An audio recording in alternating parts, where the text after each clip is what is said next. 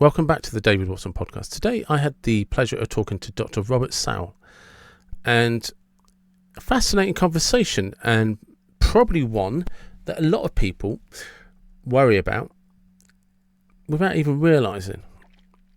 But basically it was about parenting skills and how to be the best parent that you can be.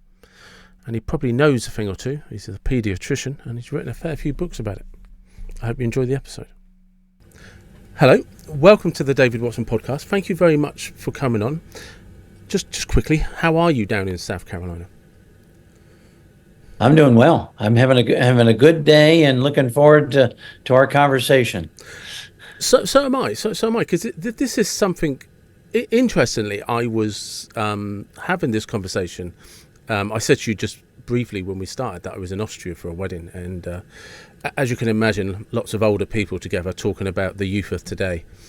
And one of the observations that I've made several times on the podcast is, and I'd love your opinion on this, that I have an opinion which is going to be relevant to those that are wondering why I'm going down this road. I will introduce Dr. Saul properly soon, but I just want your take on something.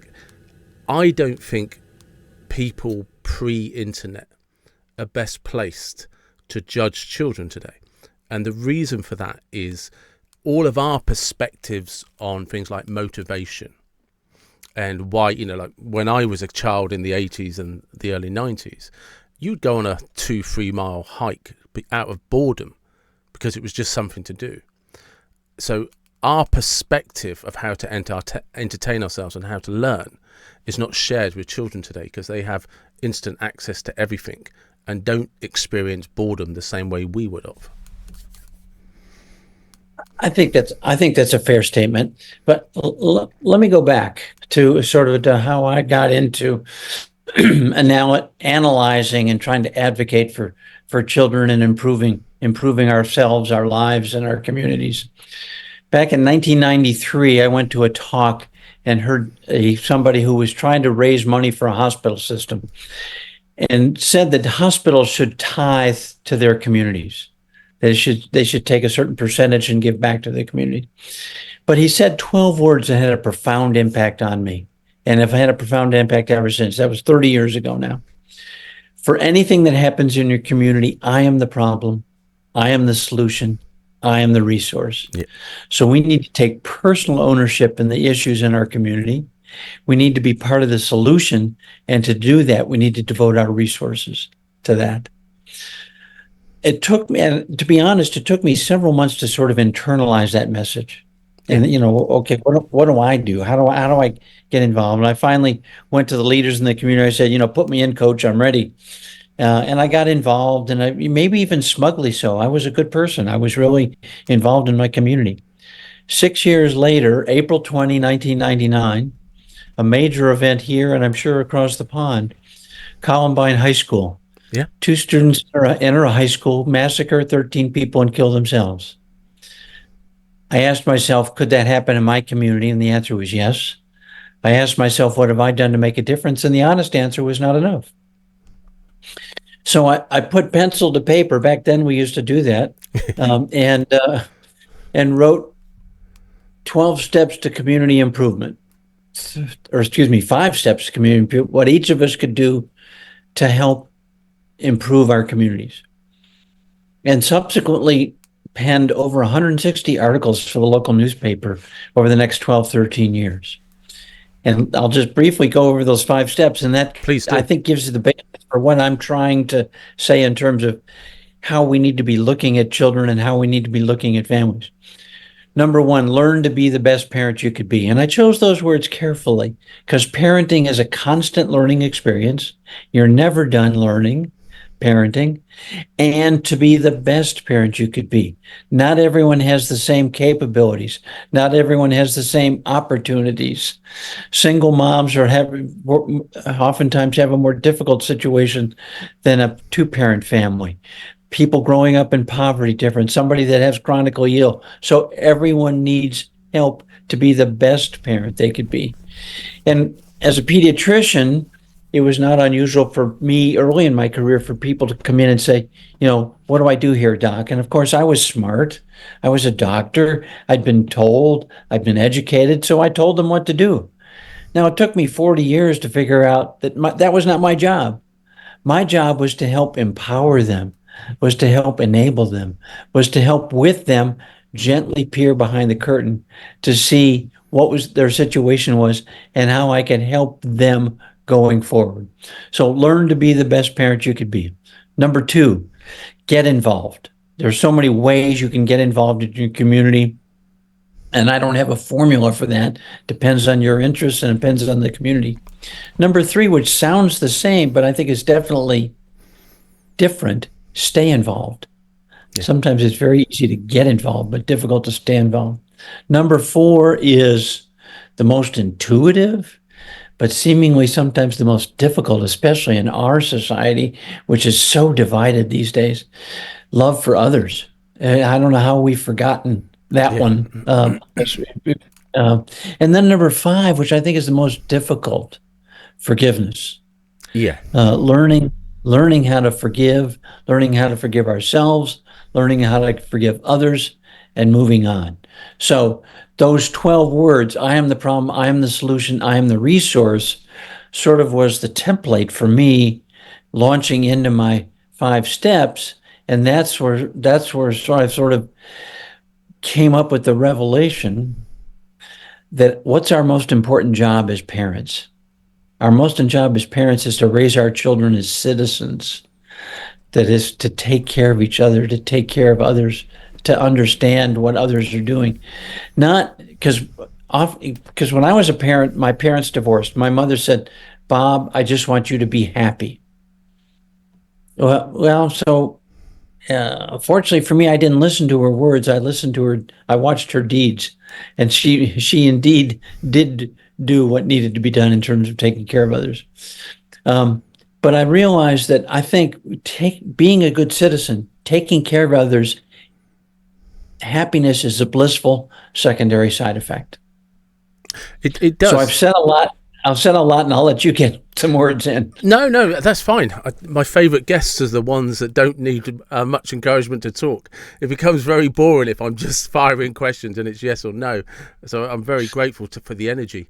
I do find it interesting because there's a wonderful thing when people start getting involved in the people around them in their communities, where you can start to feel valued. Because you feel that you belong somewhere, and it sounds oversimplistic. People go on about this. It can't be that easy. But actually, when you do start getting involved with people that need support, need help, and you realise that just simple things like turning up sometimes makes a difference to somebody's life, it can have a profound effect on yourself, because you realise there's something that you do that's quite important. And it can be really insignificant, like just taking out the neighbour's bins, bringing them back in because, maybe they've had a fall or something. But you're doing something of use that's beyond any gain for yourself. Oh, absolutely. And those 12 words, I am the problem, I am the solution, I am the resource, we can change the pronoun. We are the problem. We are the solution. We are the resource. So we need to be there for each other. There's a great book written by a sociologist by the name of Robert Putnam called Bowling Alone. And he looked at post-World War II society here in the United States and noted that bowling leagues, and he just picked that as an example, were a great outlet for social gatherings. Okay. And that diminished dramatically over the decades to follow. And so we have, and that isolation has become even more dramatic with the internet, because now we can just hole up in our own little electronic world, cyber world, and not get engaged with others. And he advanced the concept. It wasn't his, it was somebody else, called social capital. Social capital is that is the capital that is the glue that brings us together. And he talks about social capital in two ways. There's building social capital, and that's with the people you know and enjoy being with. And then there's bridging social capital. Those are the people that are not like you, but we need to bring together. Yeah. So I think social capital, as basically I'm putting a word on social capital, is what you're talking about. We need to be engaged for and with each other. Yeah, no, I agree. I agree completely. So you mentioned there about your parents divorced and when you was a child. So what was your upbringing and how did that lead you to become a pediatrician? That's interesting. My parents divorced when I was 9, and so it went and had continued to have a difficult relationship with my father because he was an alcoholic and he almost killed us once when he was driving drunk. Wow. And so I'm fortunate to be here in retrospect. But my mother was very engaged and very supportive of my education. We moved a lot because my mother didn't have a lot of her family support. You did not get divorced back in the 1950s without bringing some sort of disgrace to your family. And so my mother didn't have much support from her mother. And when we moved, I ended up in a situation, I think it was in 7th grade, when I was being bullied and having a lot of psychological problems. And I saw a psychologist at the time, and that was so comforting. It was so, I won't say it cured me, but it allowed me to open up and to be, and to see a side of myself that I saw could be very nurturing to Yeah. others. So I wanted to be a psychologist when I grew up. Got into medical school and I saw that I wanted to expand that to be a physician. My first wife and I were actually foster parents for children with significant disabilities.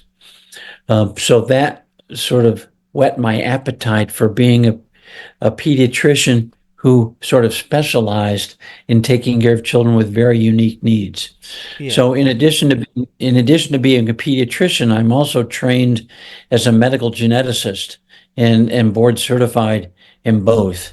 And after a career of about 40 years, I'm now retired, but never, as I've written, I might retire, but I'll never withdraw Yeah. from my advocacy for children and what I can do to help children and families.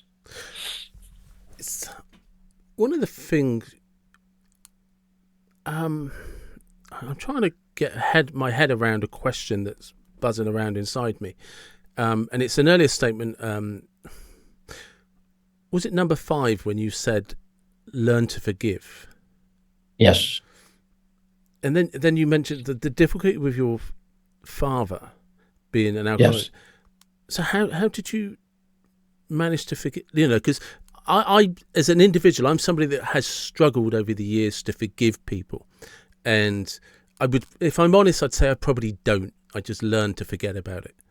I wouldn't say that it's ever something I developed.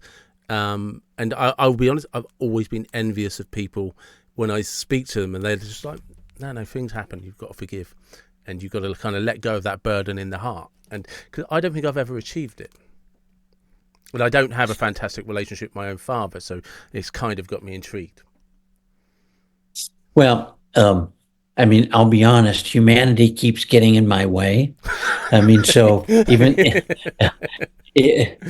as it does yours. Yeah. So what I've learned is, I mean, even though it keeps welling up, there are episodes where it wells up and I go, yeah, I need to do better. But let me sort of go through sort of what I've learned about forgiveness. A great book called Tuesdays with Maury, written by a sports reporter about Maury Schwartz, who was his university professor, who was dying with amyotrophic lateral sclerosis, ALS. And this sports reporter went to visit him every Tuesday, and so his professor could sort of give him life lessons before he passed on. That's why it's called Tuesdays with Maury.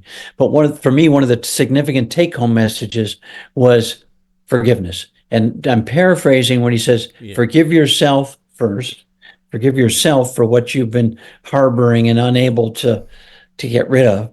Forgive others and do it now. And so I've been on this journey for the last 30 years trying to understand this concept. And forgiveness is a journey. You evolve. And your 4-year-old whacks your 2-year-old and you say, Johnny, tell Sally you're sorry. I'm sorry. And so that's, I guess, forgiveness, but that's very different than what a 14-year-old, a 44-year-old, a 74-year-old should be doing. So I've been reading multiple books and I'm reading various forgiveness journeys. And I read about, folks victims of the Holocaust, victims of the Rwanda massacre, victims of other horrific things, and their forgiveness journeys. And I go, my gosh, how did they do that? Yeah. Why am I so impeded? What can I do to do better? And so for me, it's just sort of embracing that what people have learned about forgiveness, and for me trying to soak up some of that. There's a couple great books. There's a great book by Desmond Tutu about forgiving, and there's actually in the UK there's a Forgiveness Project. Okay. And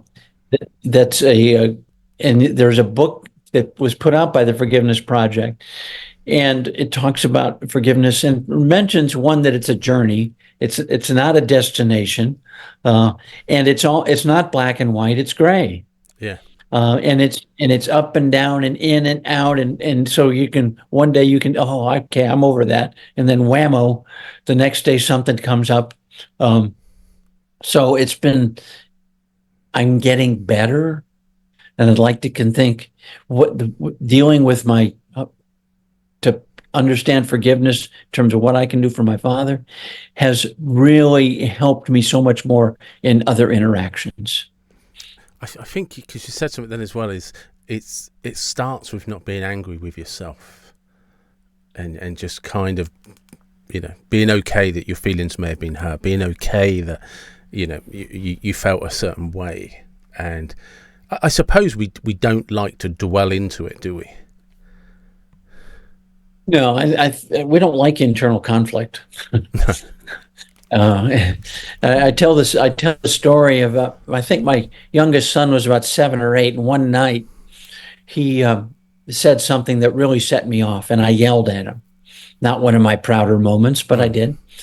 And he turned into a puddle, and my wife got mad at me, and we went into that family meltdown mode. I'm sure it's never happened in your family, where everyone walked past each other but never talked for a couple hours.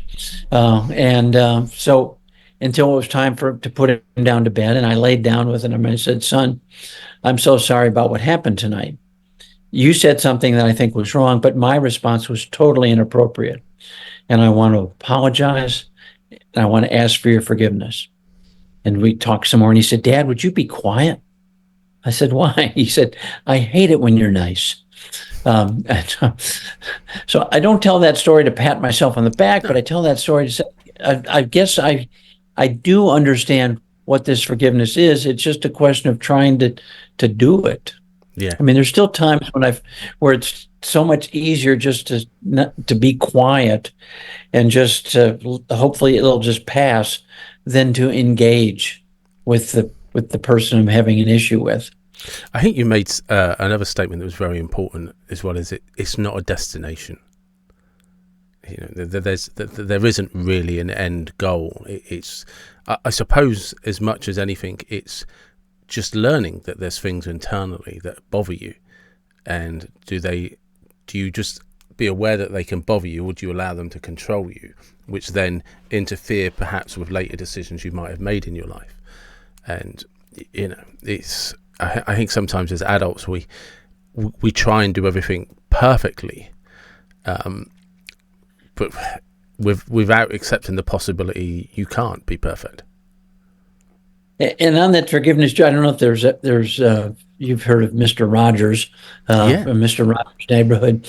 Well, the book that or the movie that Tom Hanks did with Mr. Wonderful Rogers, movie. Wonderful movie. and in that episode, in that time when Mr. Rogers is talking with the skeptical reporter who's seeing him, who's having a very difficult time dealing with his own father. I think his father was a philanderer Yeah. and some other things like that. And he was he said, I can never forgive my father, and something like that. And Mr. Rogers was basically saying, well, we're a product of everyone in our lives. Yeah. Accentuate the good and diminish the bad. And so I'd like to think that even though unfortunately, now I seem to have more bad memories of my time with my father, there still were some very good ones, and I just need to remember those, Yeah.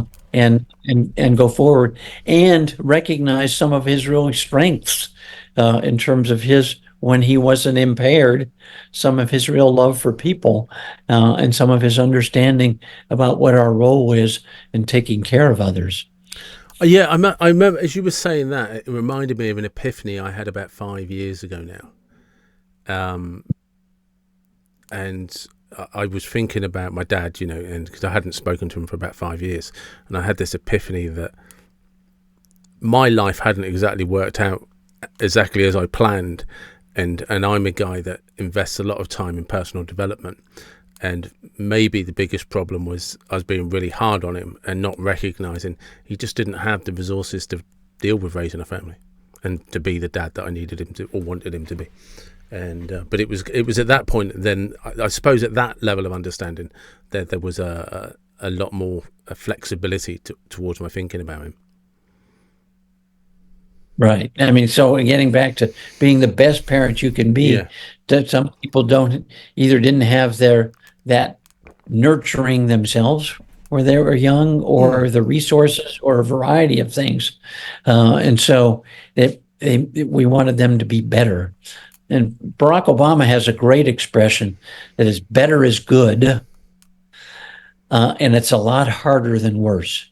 Yeah. That is, if you just work, incremental steps will be better. If you do nothing, things will get worse. So just keep making those incremental steps, toward progress. So when you say advocacy for children, what does that exactly mean to somebody? Well, for me, I'm writing I write a weekly blog, that I talk about issues that I think are important regarding children and communities, and distribute it to about 300 plus people, across the world. That's not a big distribution, but it's a start. It's a distribution. Like you say, it has to start somewhere. Yeah, and what that forces me to do is sort of think all the time about what I can be doing to improve myself and to improve the lot of others. And so I've committed myself for the last year and a half or two to do that every week. And that's been a real exercise in terms of self-improvement and passing messages on.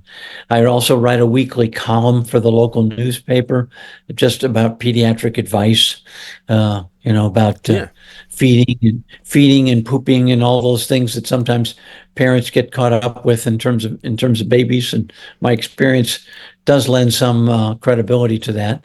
I've written several books about children and about what we can do. My first book was called My Children's Children: Raising Young Citizens in the Age of Columbine, where I talk about the 5 steps to community improvement. Put a children's book sort of accompanied that. Had another book on the science behind early brain and child development that I co-authored with somebody. And then a recent book on conscious parenting. And I'm working on another book about what I think really matters in life. And I'm co-authoring that with somebody that we're trying to, it's somewhat bold and perhaps audacious step to think about that I know what matters. And maybe that's only an individual spiritual thing, but I'm gonna go forward with it anyway. So what is it you think that does matter? I think it's 6 things, and these are my 6 things. Yeah. Truth, truth, trust, Yeah. science, civility, diversity, and faith. Okay. And the book will be addressing each of those and then how they intertwine. Yeah. I mean, I definitely think truth and trust is important. Is incredibly important to children. I often I don't have children, so I don't know if that makes me a good observer of my friends and their children or not, because I don't have a bias. But I also don't have a perspective of what it's like 7 days a week with children. But one of the things I always correct people on is stop telling your child to share, because already 10 times a day you've told them they can't have something because it's not theirs. Practice what you preach. If you're going to teach your child to share, then you have to share your adult stuff, but you won't, because it's ownership and you own it and it belongs to you. So I said, so your children don't understand that the complexity of that. Do you know what I mean? You're absolutely. Maybe explain ownership and permission. You know what I mean? You're absolutely right. It's so important for parents to model what they expect their children to do. I mean, one of the things I learned early on, just in the act of performing a physical examination in the exam room, I used to say, "Will you sit up on the table here?" Yeah. I've now given them permission to say no, but that's not an option. Yeah. Yeah. So I now said, we're going to sit up on the table now. I mean, so you just have to learn how to basically treat the kids as you would want yourself treated. Yeah, because I explain to people that language is extremely important, but language is visual as well. It's not just about the words that come out of your mouth. Like one of the things I used to do with my niece, my sister's a single parent, and my niece would, if she wanted to do something, I always had this rule with her. All she had to do was go into my office and look at my diary. And I taught her what a diary was. And this is from about the age of about 4. And if there's a slot on that day that she wants to do something, she could just write her name and the time. And that's our appointment. I cannot tell people enough how effective that was. And it didn't matter if I couldn't do what she wanted to do for a week. She had written it in my diary. She would tell me she'd done it. I'd acknowledge it had been done. And we had a play date. And that might be taking her to a McDonald's. It might be taking her to an activity or something. Or it might just be we're hanging out. She doesn't know what she wants to do yet, but she wants to spend some time with her uncle. And it would just, if there was, so I would show her in my diary, these are the days I'm at work, these are the days I might have a podcast, or I might be coaching somebody or doing some hypnosis or something.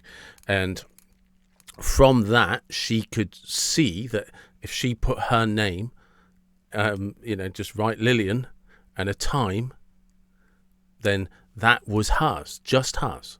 And no one else was allowed to interfere with it unless she said she could. They could. Do you know what I mean? And we would literally do whatever she wanted to do. And, and I cannot stress enough to people how effective that was with her. I'm not saying it would work with every child, but it's amazing. You know that thing people say, all that children want is your time. You don't actually have to give them your entire day. What they need is to trust that there's a structure. When you say this is the time you can have, it's 100% theirs every single time. That was my experience, at least. And that's one of the things as a pediatrician I've tried to stress with parents is they oftentimes have more than one child, 2 or 3 or 4, and they say I can't do all these things and still be engaged. And I said, well, you need to set aside specific times and activities with each child in some way, shape, or form, so that each child feels treasured and important, instead of just always doing something for Johnny but not for Sally, and Sally feels like she's getting slighted because you like Johnny more. So it's so important, but it's parents don't, in our busy societies, they don't take that time. They don't essentially lay open the diary Yeah. for the child to make that appointment. And it is, I mean, it was probably effective as well because my niece has an older brother who's autistic. So as you can imagine, that just demands a certain amount of time, which cannot be helped no matter how effective you are as a parent. So it probably then sort of seeped into that, well, this is about me and not about my brother, and my brother can't interfere with that. And she's a great sister and very understanding, but as a child, it was always, because I remember at a very early age always having a conversation with her when she was saying, so it's like, the bottom line is your brother's always going to be autistic and your life is never going to be fair because of that, but it's not going to change either. It's always going to be your reality, which is probably that truth section, that you can acknowledge something isn't fair, but it still doesn't change the outcome. Right. And for her, the reason that was a problem is because he wouldn't want to play with her because he's autistic. He wants to he wants to do his own thing. Or in the middle of playing, he would decide, I'm done now, and that's it. Just I'm stopped, and it'd be like, but it's my turn. We haven't been, and she's several years younger than him, so she wouldn't understand that when she was younger. Right. But it was always explained to her. But that's your reality. It doesn't mean it's fair, but it is your reality. The other thing I'm worried about with children now these days, especially here, is in our divisive society, them hearing so many, and I'll be forthright, lies, and internalizing those because of what the adults are saying. In our political culture over here, there's so many lies that are told, and a whole group of people have embraced those lies, and kids learn that they hear that was a lie, but no, my dad said it was okay, so I guess it's not a lie. And so we've blurred the line between lies, and the cost of lies is we can't tell lies from truth. And I'm really worried about that for our children. I'm not sure. When I look back at, and this is British media, I can't compare it to the US media. I don't think at any point in time the newspapers when I was a kid were telling the truth, but only as an adult was I able to see that difference. And this goes back to where I don't think that, like I said, because we grew up at a time that was very different, without the nuances of the internet, and we don't have a perspective of that. So one of the examples I've mentioned before is if I went to your classroom, if I could go back in time to when you were at school, I would recognise it as a classroom. There's probably a chance that you and I would have studied similar books. The same as if you'd gone to my classroom. And you and I are probably 30 or 40 years apart in age, right? Maybe. And the same could be said about your parents. I could go into their classroom and see a classroom I recognise. Whereas if you take my niece, who's 13 years old, and put her in my classroom, she wouldn't know what she's looking at. The same as she wouldn't know how to pick up a phone. She wouldn't know how to use a videotape. She wouldn't know that if there's no remote, she would not know you actually have to go over and press a button for the TV to work. She had no concept of that. Or turn a dial. Yeah. That's what I mean. Could you imagine showing a record player, or like the radio is the only thing you've got today? And because of that they grow up in a way that we never experienced, but the only kind of education we have comes from our own perspective of what it's like to be a teenager, and we've never been their teenager. You and I, if you and I were to talk about what it was like growing up being a teenager, that there's all this culture around movie icons, pop stars, rock stars, politicians, maybe even authors. I mean, they hardly read books at all, whereas we grew up reading books. We grew up drawing. We grew up fighting boredom without realising that was one of the biggest things that motivated us. Was my niece, their culture is so different to anything that we experienced. You know, the simple thing is like WhatsApp groups. They communicate with each other 24/7. Whereas if you and I went to school together, and the last time I might see you was on a Friday, and then I wouldn't see you again until the summer holidays was over. My niece can go, they can go anywhere in the world, and they're still talking to each other. Yeah. And I just, it's a personal opinion, obviously, and it can be shot down, but I think that part of it is where we are not best placed to understand how they're growing up and how they're absorbing information, because I used to have to absorb information. You know, the amount of times teachers told me something that later turned out to be incorrect, but that's what they had learned. And if I wanted to find something out, I'd have to wait until Saturday, then travel to a library, find the books. Whereas they can Google instantly and find 10 different opinions and decide, I don't believe any of them. It's a crazy world, and I certainly don't think I'm best placed to understand what it's like for them. I can't argue with you. I think that's a valid observation, and I think it's as parents, as a counselor of parents that have teenagers late in my career, I think it was important that they essentially put themselves in that space that you just described, so they could understand instead of still existing in their own space. When my son he's now 34, when he was in high school and going out, I didn't want to tell him what control I had over him. And because I could tell him to text me where he was, and he could do that. Yeah. And it wouldn't be that I had to call, I got to go call my dad. I mean, he could just text me and say, I'll be home a little later than 11, like I said, or 11:30. Whereas when you and I were going up, your parents had no idea where the heck we were. And we're just sitting on the couch, just hoping and praying that things were going to turn out okay.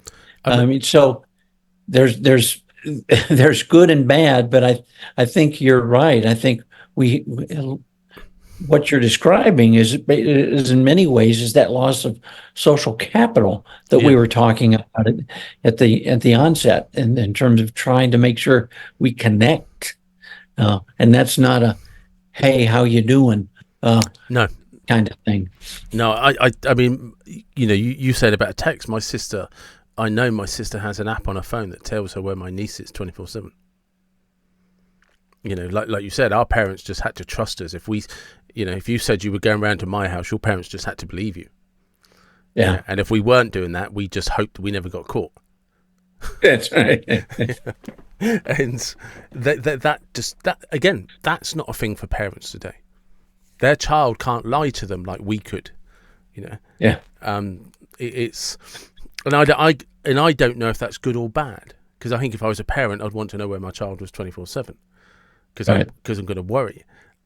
Parents today have, again, different worries. So my parents and your parents worried about something different. Right. I remember seeing this statement once.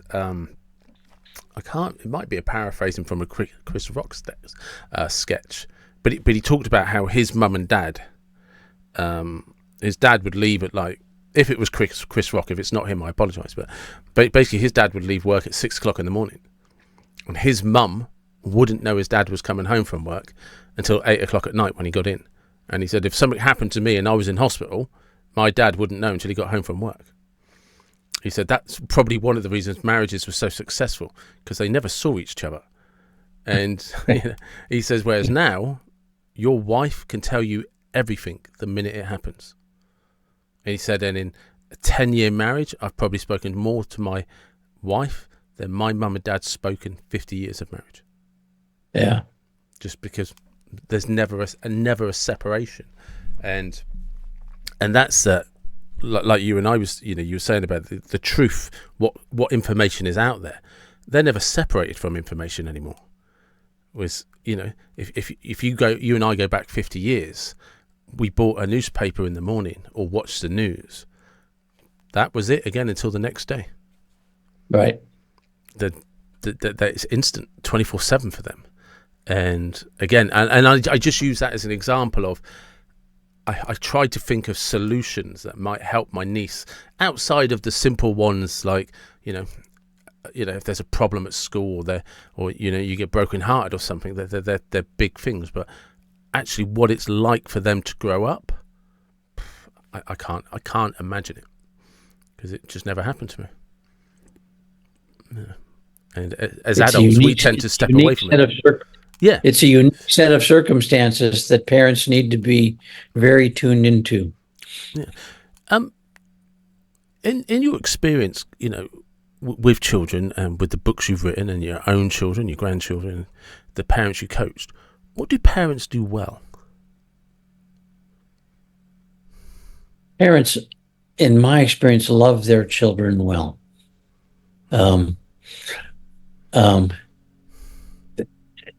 That's to differing degrees. I mean, overall, all the parents that I've seen over the years, there's always exceptions, have been very engaged and nurturing of their children. And sometimes, to my surprise, let me give you an example. One night I was in the office seeing sick patients, and it was a busy night in the winter, and there were just patient after patient after patient. So I was really very busy. And this one mother came in, sat down, and just sort of very in a monotone way answered my questions. And then I examined the child, and I just looked I thought she was just a blank slate. And then I go, I hope this goes well, because I don't think this mother is very engaged. And so after I was done examining the child, I did my usual routine. I dictated my medical note, and then I turned around and explained it in lay terms what I meant. After that, mother just lit up and asked the most insightful questions of anybody I'd seen for weeks. So I have learned that the parents are usually so much more engaged than I think they are. Yeah. At the same time, they can do better, and that's sort of what my role is. I'm currently working as a consultant in a local children's home, and the children's home here in our community is a place where, because of family turmoil, the children have to come for a residential stay for a brief period of time out of the family. And that can be a variety of things. But the take-home message is those children have endured some sort of trauma. So our job is to help enhance trauma-informed care. And typically these children, when they grow up, especially when they had teenagers, are oftentimes acting out in very inappropriate ways that most of us would view with great disdain. And we would look at and say, what the hell's wrong with that kid? What we should be asking is what happened to that kid. Because usually there's a direct line from what happened to them, the trauma that they endured, and the way they had to adapt to that trauma to their later behavior. So that's what my role now is, to try to learn how we can bridge that gap better, so those families that are having much more difficult time providing that loving and nurturing, how we can do better for the children. We want to help restore the children. We want to help restore the families. We want to help the children develop resilience, because we all know life isn't perfect. There's significant ups and downs. And we want those children, after they are, quote, restored, develop resilience, then to flourish in the future. So that's sort of where I am right now. But again, the families overall, I'm very pleased with their loving and nurturing. And even the last 8 years of my career, I worked in a clinic for what we call Medicaid here in the States. It's that don't have adequate resources for their health care. And it was the biggest clinic in our state. And those families are obviously did not have resources, but they were some of the most engaged, happy, loving families that Yeah. I'd ever seen. I do think as much as finances are important, I do think people overestimate how important they are. I do still think that knowing you're loved, I think, is possibly the most priceless thing a child can feel. Everything else above that is possibly more superficial to me. But I think a child that actually knows their parents or parent genuinely loves them, I think is probably the best gift a child can have.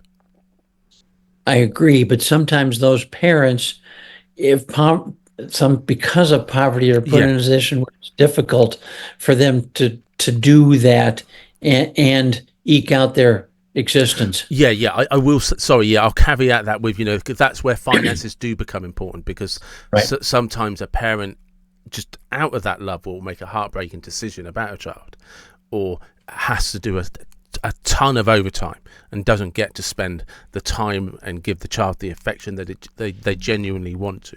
But Right. like all things being equal, it doesn't matter if you're working class, middle class, or multi-billionaire. If that child doesn't feel loved, doesn't matter how fancy the roof is above their head, they know they're not loved. But if they do feel loved, it can be a tin roof, they don't care. Yeah. Oh, absolutely. Lots of ultra-million-dollar mansions that where those children are not Yeah. are handled worse than those under a tin roof. Well, do you think some of the, I was about to say old values, and I don't want to kind of, I don't want it to sound too clumsy, but do you think some of the things that we used to see, like when we would have been kids, where just simple things like breakfast together, dinner together, kids going to work with their dad or kids going to work with their mum, just those things where sometimes you were dragged along whether you liked it or not, and like I'd be dragged to church as a child and stuff. But earlier when you mentioned about faith and communities, I remember how many people, there was an image that popped into my head of how many people I knew from church. I might not have liked going to church, but I liked all the people, and I liked all the other kids, and I liked all of the adults. And I remember friends like, dad would maybe be a trucker or something at school holidays. They'd be dragged along with their dad, and it would turn into this big adventure where they're driving around in a lorry for a week. And I just think sometimes, again, it just comes back to that just time spent. The fond memories I have with my dad is when he dragged me around like DIY shops and mechanic shops and stuff, buying tools and fixing cars. He was good at that sort of stuff. He was really good at it. And you get dragged along because he needed free labor, but it made you feel wanted. It made you feel important and precious. Oh, I absolutely agree. I think that time together is so critical, and it's so important. And the one thing I would say about my construct in terms of faith is for me, faith is a faith in faith in many ways. It can be your specific faith, which doesn't have to be Christianity. It could be any faith. And even if you were an atheist, I think you should have faith in your fellow man. Yeah. And engage in a loving, faithful way to each other. Yeah, because that comes back to the community sense that you were talking about, where you just demonstrate the importance of those around you by doing things for them and helping people. And I think there's a wonderful example when people do get involved in community projects, where it shows children. One thing I love about things like that is that's how 5-year-olds learn about their 80-year-old neighbour. And that means when you bump into them in the shop, there might be a conversation because you know who that person is. Right. And it extends then beyond just the people you see in the house. and you start to see different people in different places, and you kind of get this spider's web in your mind of how communities interconnect and are kind of glued together. And that gets us back to those two types of social capital that Robert Putnam talked about, the bridging social capital, and that's sort of within our families and within our like-minded folks. The building social capital is with the 80-year-old neighbors, and the other folks. Yeah, and it is, and it's it's just fascinating how with children, because there's so much fear and worry about, am I being a good parent? And I always, actually, when people raise that question, I always say, you're at a good start because you're worried about it. At least you have awareness. And there's an interesting concept in some of the literature that I deal with is good enough parenting. Yeah. That is, again, everybody has their own capabilities and their own opportunities, and our job as a society is to build that platform upon which they can grow upon. Yeah. That reminds me, as you said, that good enough parenting, there was, oh crikey, there's a film that came out earlier this year. Was it last year? It's about a chap in America who kept winning the lottery. And I've forgotten the name of the film. Is it Marge? I can't remember. But anyways, it's a wonderful film. I'll just look it up quickly, because otherwise it's going to sound too clumsy. But there's a wonderful bit in that where him and his son talk about how he was a bit awkward. And I'm just typing in film about couple who beat the lottery. What's it? Jerry and Marge Go Large. That's it. It's a wonderful film. It's a true story. Jerry and Marge, what? I'm sorry? Jerry and Marge Go Large. Okay. And it's a true film about a chap in America who figured out a blip in one of the lotteries, and basically realized if he bought enough tickets, he'd eventually, you would win big every few weeks when it rolled over. And actually, he got his community involved and used most of his money for community projects. But there's this bit in there, because he's a bit of a mathematician, and so he didn't really play baseball with his son or anything like that. And him and his son were having this discussion about it. And because he used to get him and his son used to count coins a lot and do, and his dad was just like, I didn't know how else to interact with you. And I just remember thinking, yeah, he did the best. And it was just when you said that, doing the best you can, that was his dad. Like, I can do this, so I will do this with you as often as I can. And it was his way of trying to spend time with his son. And there was this epiphany moment for his son when he realized how hard his dad had been trying to be a good parent. And I just thought it was a wonderful piece in the film. One of the things we emphasize in early childhood is what we call the serve and return. That is, if you take a baby and mom's oohing and aahing, a baby's in their booster seat and mom's oohing and aahing, or dad oohing and aahing, the baby is learning and interacting with the mother. If mother all of a sudden goes stone cold and doesn't respond, the baby starts to try to elicit responses from the mother.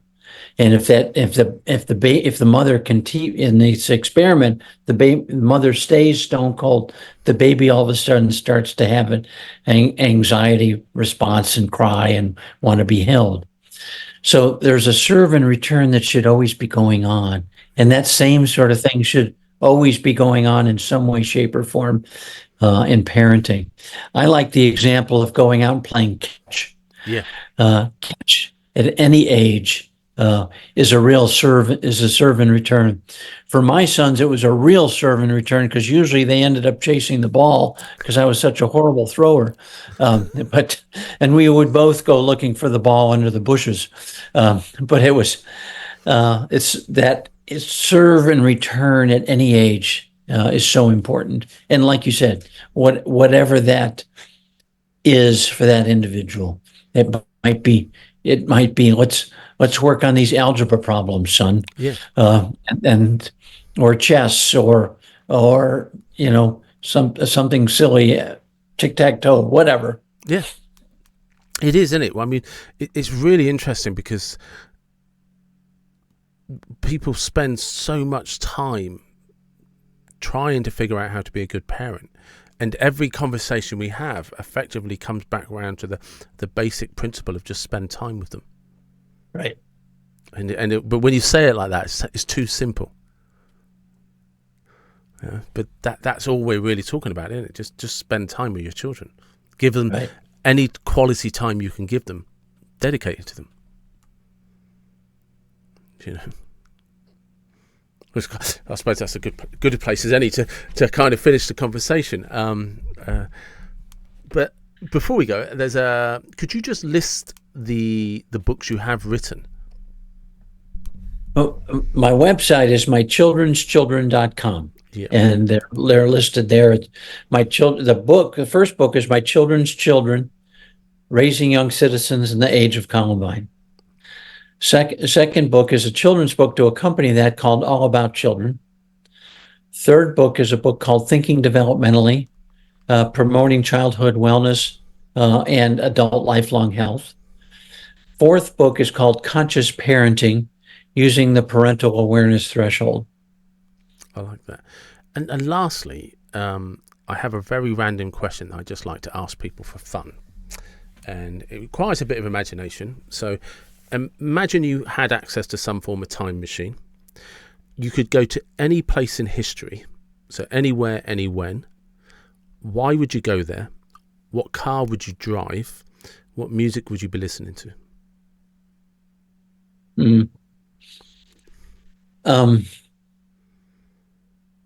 I would, golly gee, it sort of depends on the week. You can have multiple answers.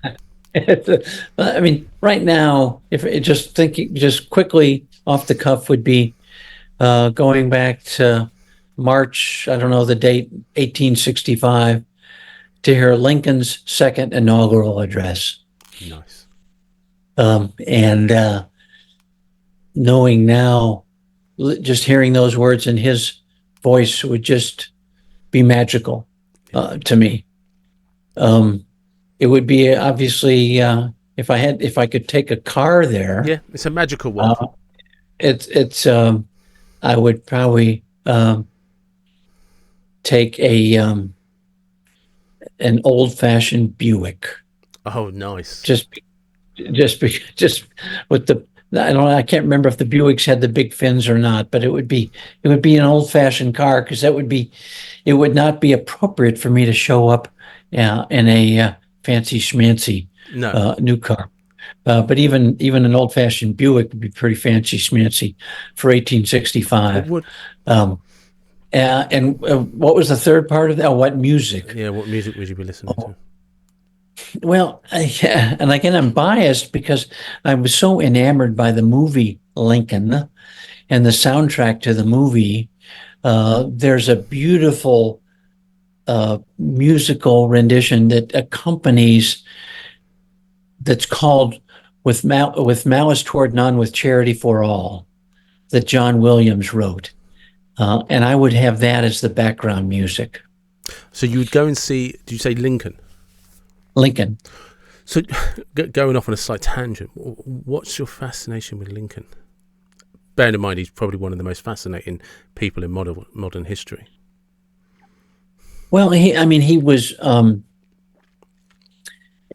me, he was one of the most authentic presidents we've ever had. He was certainly fallible, certainly recognized. He lost one of his children in the White House. He had a very strained relationship. He worked hard. He understood the consequences of slavery, yet made some compromises in retrospect that some people would say were not good, were not enough in terms of getting rid of slavery. But he did what he could at the time. He put together a team of rivals in his cabinet at a time, and every other president has always put together all their cronies. He realized in a very split and divided country in 1861 that he needed to bring people under the same tent, even if he didn't agree with them. That's a lot of integrity. Yeah. So he I didn't know that about him, because that's a very bold thing to do. Yeah, I mean, there's a great book written by Doris Kearns Goodwin, who is an American historian, called A Team of Rivals, about Lincoln, that talks about all the people he brought brought together. And I've just been just fascinated with him and his journey, having read a good bit about him in the past, also about some of the trials and tribulations he had in the 1830s and 1840s, and how he worked his way up into public service, and how he, grew up as a very backwoods log cabin builder, essentially. I like that. So it's a variety of things, but in no way could I be like him, but I certainly like all the aspects of him: his strengths, his weaknesses, his recognition, his negotiating skills, his tenacity, all of those things. No, I like that, and that's a wonderful place to stop. Thank you so much for your time. I thoroughly enjoyed talking to you. Oh, it's been my pleasure. Thank you. And there you have it. That was Dr. Robert Saul. I hope you enjoyed that episode. I really, really enjoyed it. And funny how towards the end there, we really came down to the basic principle of parenting is time spent. And I think everybody knows that. But it's one of those things that just seems really hard. And if nothing else, I hope you just take from that you can only do your best. And sometimes that's enough. That really is enough. And from that, as always, thank you very, very much for watching, for listening, for sharing and subscribing. All the support always helps. And I'm incredibly grateful to everybody who supports the David Watson podcast. And wherever you are from, whatever you believe, please do take care and be blessed. Thank you.